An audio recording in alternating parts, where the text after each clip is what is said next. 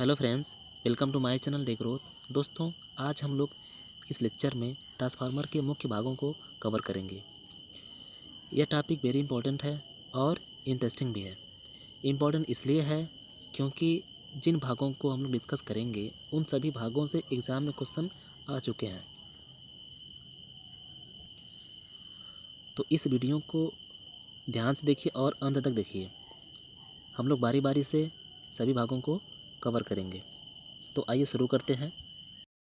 तो आइए friends discuss करते हैं पहले ट्रांसफार्मर कोर के बारे में। तो ट्रांसफार्मर कोर सिलिकॉन स्टील धातु का बना होता है और यह लेमिनेटेड होता है।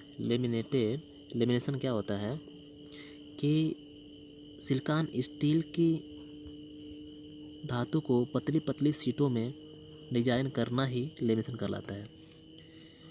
तो पतली पतली करने से क्या होता है, क्या फ़ायदा होता है, क्योंकि कोर का रेजिस्टेंस ज़्यादा हो जाता है। ठीक है। दूसरी बात, रेजिस्टेंस ज़्यादा हो जाएगा तो कोर में से बहने वाली धारा एडी करंट की वैल्यू क्या हो जाएगी, वो कम हो जाएगी। ओके। और प्रत्येक लेमिनेशन पर वार्निश की पतली परत चढ़ा दी जाती है। इससे क्या होता है, हर लेमिनेशन एक दूसरे से अलग रहता है, इंसुलेट रहता है, किसी प्रकार का उनमें इलेक्ट्रिकली कनेक्शन नहीं होता है। तो इन दोनों की वजह से क्या होता है, इंसुलेट करना, पतली लेयर चढ़ाना वार्निश का, और उसको पतली पतली पत्तियों में सीटों में डिवाइड कर देना। इन दोनों की वजह से ईडी करंट की वैल्यू कम हो जाती है। जो ईडी करंट होती है वो वैल्यू कम हो जाती है, जिससे ईडी करंट लॉसेस काफ़ी कम हो जाता है। और इस लेमिनेशन की मोटाई होती है 0.28 mm से 0.5 mm तक। ओके। यदि 50 हर्ट्ज ट्रांसफार्मर की बात करें तो लेमिनेशन की मोटाई रखी जाती है 0.28 mm से 0.35 mm तक। ये डेटा याद रखेंगे, दोनों इम्पोर्टेंट है।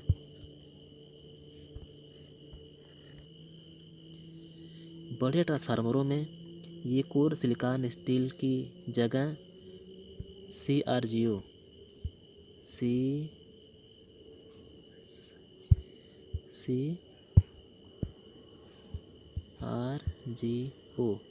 Cold roll grain oriented type के कोर प्रयोग किए जाते हैं। इनसे क्या होता है, ट्रांसफार्मर में आयरन लॉसेस काफ़ी कम होते हैं। यहाँ पर दो ट्रांसफार्मर है, एक कोर टाइप है, एक सेल टाइप है। उससे मतलब नहीं है कोर टाइप है कि सेल टाइप है, हमें ये देखना है इसमें दो वाइंडिंग है, एक प्राइमरी वाइंडिंग है और एक सेकेंडरी वाइंडिंग है। इन दोनों में से एक LV होगा, एक HV होगा, या ये तो इसका उल्टा, ये HV ये LV। तो ट्रांसफार्मर कोर HV और LV वाइंडिंग के मध्य क्लोज मैग्नेटिक कपलिंग प्रदान करने के लिए लगाई जाती है और लीकेज फ्लक्स को कम करने के लिए भी फ्लक्स को लो रिलक्टेंस पाथ प्रदान करती है। ठीक है, क्योंकि एयर का कोर की अपेक्षा रिलक्टेंस ज़्यादा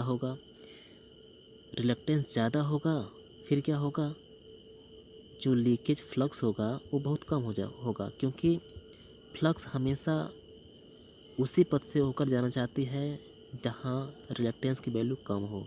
तो कोर का रिलक्टेंस कम, तो अधिक से अधिक फ्लक्स क्या होंगी, इसके कोर से ही होकर के अपना पथ पूरा करेंगी, एयर में बहुत कम जाएंगे, है ना। तो इस प्रकार से लीकेज फ्लक्स की वैल्यू काफ़ी कम हो जाती है। छोटे ट्रांसफार्मरों में जो लेग होते हैं ट्रांसफार्मर को, जिसको लिम्ब बोलते हैं, LIMB लिम्ब बोलते हैं, वो आयताकार होते हैं, जबकि बड़े ट्रांसफार्मरों में गोलाकार होते हैं।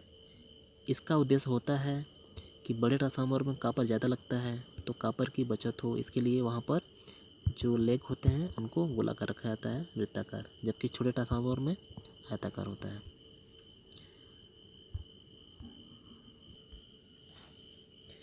नेक्स्ट है ट्रांसफार्मर की वाइंडिंग।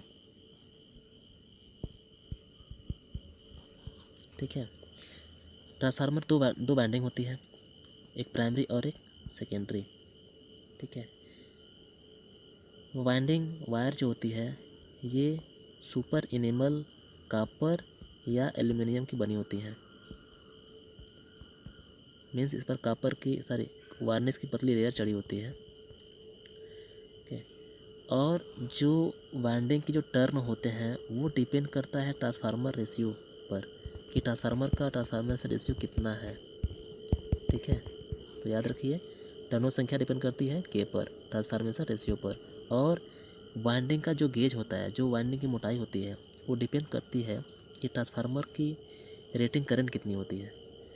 करंट की वैल्यू अगर ज़्यादा होगी तो जो वायर का गेज होगा वो ज़्यादा मोटा होगा। अगर करंट की वैल्यू कम होगी तो वायर का गेज कम होगा, पतला होगा।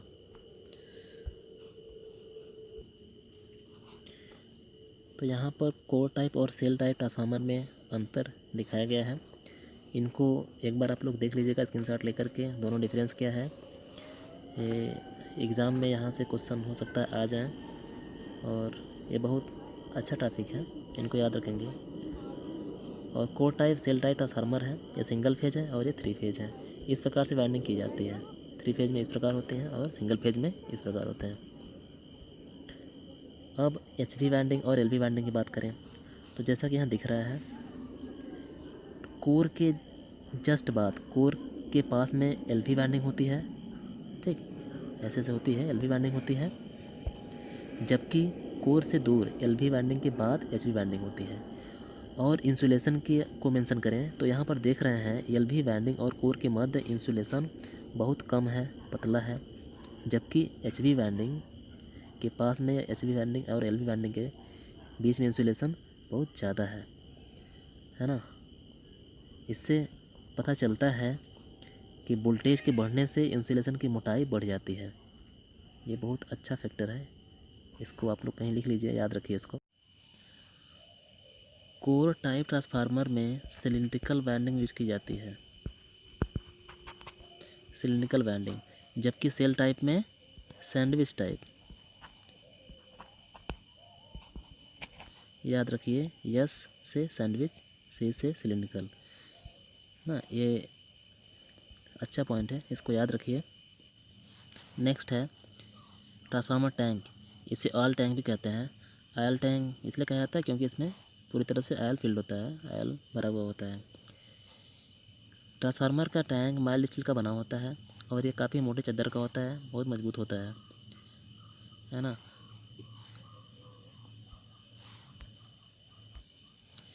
इसी टैंक में ट्रांसफार्मर कोर और वाइंडिंग को रखा जाता है। और ऑयल कूलिंग के लिए ट्रांसफार्मर की दीवार की बाहरी सतह पर कूलिंग ट्यूब लगे होते हैं। ये सब कूलिंग ट्यूब है जो खोखले होते हैं, इसमें ऑयल का सर्कुलेशन होता है। तो इनका मेन काम होता है ऑयल को ठंडा रखना। अगला है रेडिएटर, इसे कूलिंग ट्यूब भी कहते हैं। यह ट्रांसफार्मर की दीवार पर बाहरी सतह पर लगा होता है और ऊपर से और नीचे से पाइप के द्वारा जुड़ा होता है। ठीक है। रेडिएटर के द्वारा ट्रांसफार्मर के ऑयल को ठंडा होने के लिए ज़्यादा सरफेस मिलता है, जिसके कारण ट्रांसफार्मर का ऑयल आसानी से ठंडा होता रहता है ना। प्रोसेस क्या होता है, जब कोई भी ऑयल या दूध हो, पानी हो, जब वो गर्म होता है तो क्या होता है, वो ऊपर उठता है। तो ठीक इसी प्रकार जब ऑयल गर्म होगा तो ऊपर उठेगा और फिर वो ऊपर से पाइप के द्वारा आएगा रेडिएटर में, फिर वापस ठंडा होकर नीचे आएगा। नीचे आने के बाद फिर वापस टैंक में पाइप के द्वारा, फिर वापस ऐसे ही गर्म होगा तो ऊपर उठेगा। तो यही सर्कुलेशन होता रहता है ट्रांसफार्मर में, जिससे ट्रांसफार्मर ऑयल ठंडा होता रहता है, उसका टेम्परेचर मेंटेन रहता है।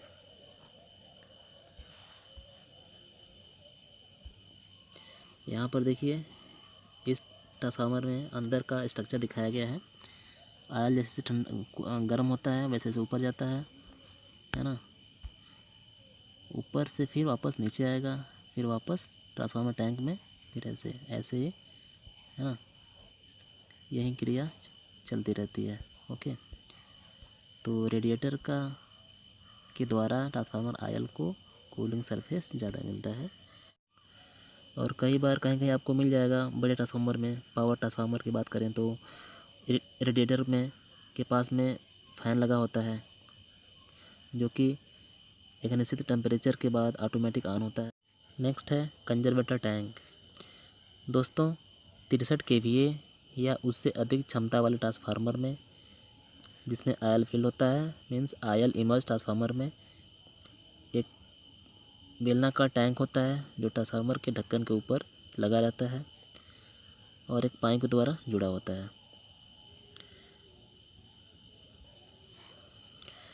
इसमें लगभग आधे भाग तक आयल भरा होता है। इसी के ऊपर आयल गेज लगा होता है और इसमें ही एक ब्रीदर लगा होता है।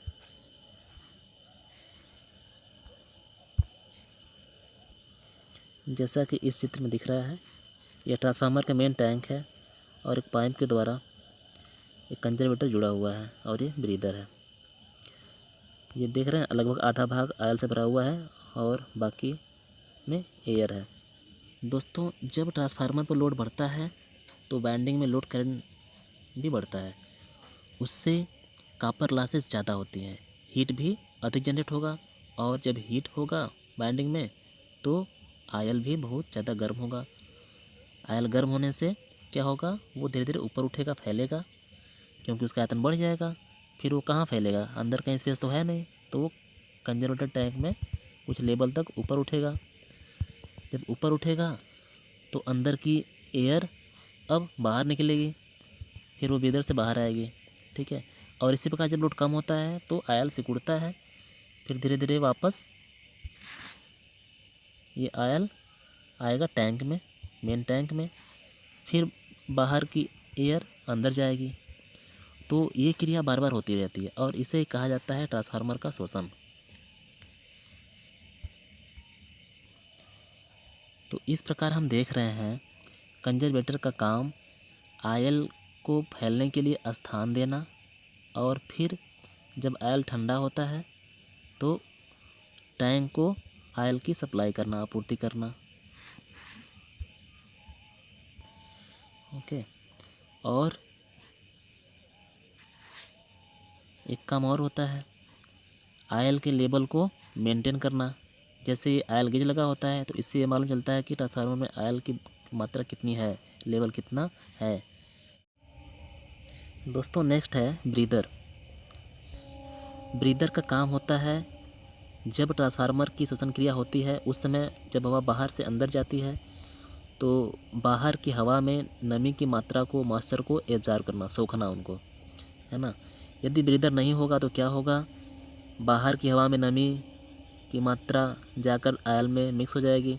उससे क्या होगा, ट्रांसफार्मर की जो वाइंडिंग होगी वो नमी से, जो मॉइस्चर युक्त आयल से क्या होगा, शॉर्ट सर्किट हो सकता है, जिससे बहुत बड़ा नुकसान हो सकता है। ट्रांसफार्मर के लिए हानि है ना, नुकसानदायक है। तो इस ब्रीदर में भरा होता है सिलिका जेल। सिलिका जेल की प्रॉपर्टी होती है नमी को एब्जॉर्ब करना, है ना। तो यही बाहर की हवा की नमी को सोखता है, ठीक है। और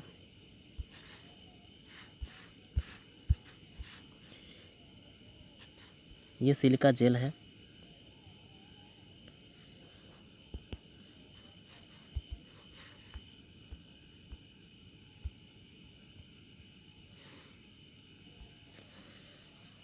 ये ब्रीदर है, ब्रीदर के अंदर सिलिका जेल भरा हुआ है ना।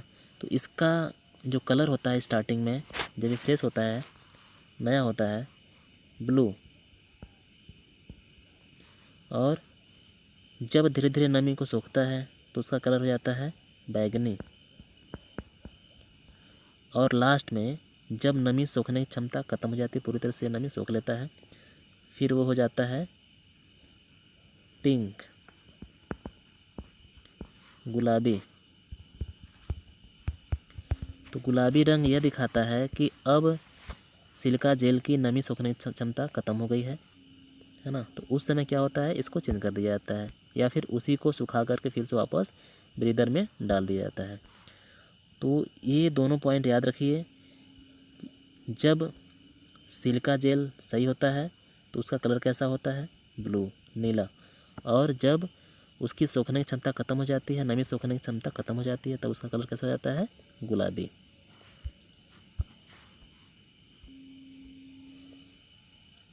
अब नेक्स्ट है टैपिंग। टैपिंग सामान्यतः ट्रांसफार्मर की आउटपुट वोल्टेज को रेगुलेट करने के लिए की जाती है।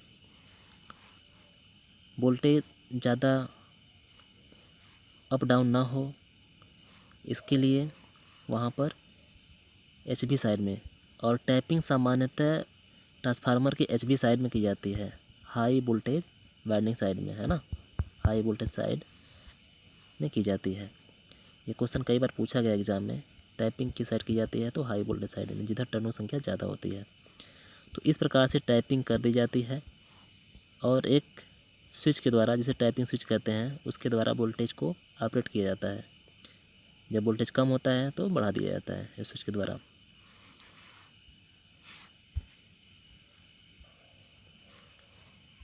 यहाँ पर ट्रांसफार्मर दिख रहा है, ये टैपिंग है ना, ये टैपिंग है। एचवी साइड से बहुत सारे टैपिंग करके वायर यहाँ ला करके एक स्विच में जोड़ दिया जाता है, ये टैपिंग स्विच होता है। और ये दो प्रकार के होते हैं, ऑन लोड टाइप चेंजर और of load type changer. On load type changer means इसको लोड पर भी ऑपरेट कर सकते हैं, वोल्टेज को बढ़ा सकते हैं, घटा सकते हैं। जबकि ऑफ लोड टाइप चेंजर से केवल ऑफ लोड में ही, जब ट्रांसफार्मर कोई लोड नहीं होता है तभी वोल्टेज को बढ़ा सकते हैं, उसके बाद फिर लोड दिया जाता है।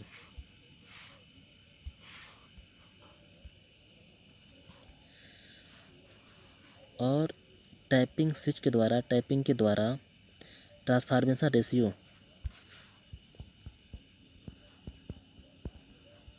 इसके रेशियो को हम लोग 2.5%, 5% और 7.5%, इस रेशियो में घटा बढ़ा सकते हैं। अब नेक्स्ट है बूस्टिंग एंड टर्मिनल्स। ये जो दिख रहे हैं 1 2 3, ये सब क्या है, बूस्टिंग है। और इसके टॉप पॉइंट पर यह कहलाते हैं टर्मिनल, है ना। तो बूस्टिंग तकनीकी का प्रयोग पावर एंड डिस्ट्रीब्यूशन ट्रांसफार्मर को सोर्स और लोड से कनेक्ट करने के लिए किया जाता है। इसके लिए प्रायः हाई डाइलेक्ट्रिक स्ट्रेंथ वाले बूस्ट प्रयोग किए जाते हैं ना। किसके बने होते हैं, पोर्सलिन के, याद रखिए। ये बूस्टिंग संयोजक कंडक्टर को, जो वाइंडिंग से निकलते हैं, वायर आते हैं टर्मिनल तक, है ना, कंडक्टर को बॉडी से अलग करने के लिए आवश्यक होते हैं। ठीक है, ये दोनों साइड पर होते हैं। ये एसटी साइड है, जिस साइड का वोल्टेज ज़्यादा है उसे एसटी साइड कहते हैं, और जिस साइड का वोल्टेज लो होता है उसे कहते हैं एलटी साइड बूस्टिंग। तो किसी प्रकार से वाइंडिंग का वायर जो टर्मिनल तक आता है अंदर ट्रांसफार्मर के अंदर से, किसी प्रकार से बॉडी से टच ना हो, इसके लिए बूस्टिंग प्रयोग की जाती है। ये वाइंडिंग वायर इसकी बॉडी से टच हो गया तो लीकेज फॉल्ट हो सकता है, जिससे कारण बहुत अधिक करंट ड्रा होगी ग्राउंड में, है ना। तो कहने का मतलब है वाइंडिंग टर्मिनल को इलेक्ट्रिकल आइसोलेशन प्रोवाइड करने के लिए बूस्टिंग का प्रयोग किया जाता है। यह पूरी तरह से ट्रांसफार्मर टैंक से आइसोलेशन प्रदान करता है। जो वाइंडिंग के सिरे बाहर आते हैं टर्मिनल तक, दोनों साइड, एसटी और एलटी।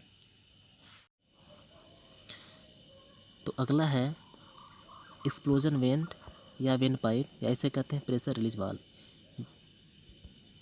ये दिख रहा है, इसे कहते हैं वेन पाइप। जैसे कुकर में प्रेशर रिलीज वाल्व होता है इमरजेंसी के लिए, गैस अचानक से बहुत ज़्यादा हो जाए, तो ठीक उसी प्रकार ट्रांसफार्मर के अंदर भी ये लगा होता है। मेन टैंक के जस्ट ऊपर ही होता है, मेन ढक्कन के ऊपर। तो ट्रांसफार्मर के अंदर अचानक से कोई फॉल्ट की वजह से, किसी फॉल्ट की वजह से जब गैस की प्रेशर बहुत ज़्यादा बढ़ जाता है, तो उस प्रेशर को ये पट्टी को ब्रेक करके, रिलीज कर देता है, फिर वापस इस पट्टी को चेंज कर दिया जाता है। इस समय वेन पाइप की जगह एक वाल्व यूज किया जाता है जो स्प्रिंग ऑपरेटेड होता है और वह प्रेशर को बिना ब्रेक हुए रिलीज करता है, फिर वापस वो क्लोज हो जाता है और उसको बार बार यूज किया जा सकता है। तो ये इमरजेंसी के लिए होता है, ट्रांसफार्मर के अंदर फिजिकली कोई नुकसान ना हो गैस के प्रेशर की वजह से ना, उसके लिए डिज़ाइन किया जाता है। तो फ्रेंड नेक्स्ट है बुकुल्ज रिले। यह बुकुल्ज रिले है, इसके बारे में हम लोगों ने अलग वीडियो में डिस्कस कर लिया है, जिसका लिंक डिस्क्रिप्शन में दिया गया है, उसको देख लीजिए अच्छे से। और इसे कहाँ लगाया जाता है, कंजर्वेटर और मेन टैंक के बीच में। ये कंजर्वेटर है और ये मेन टैंक है, तो दोनों के बीच में लगाया जाता है। और किस प्रकार के फॉल्ट के लिए किया जाता है, तो इंटरनल फॉल्ट के लिए। ये दोनों पॉइंट याद रखिए, इंटरनल फॉल्ट और इसका लोकेशन कहाँ लगाया जाता है ना। तो ठीक है फ्रेंड्स, आज के लेक्चर में बस इतना ही। उम्मीद करते हैं ये लेक्चर आप लोगों को समझ आया होगा, और यदि आप मेरे चैनल पर नए हैं तो प्लीज़ सब्सक्राइब कर लें और अपने दोस्तों को भी शेयर करें। मेरे वीडियो का नोटिफिकेशन आपको मिलता रहे, उसके लिए बेल आइकन को भी दबा लें।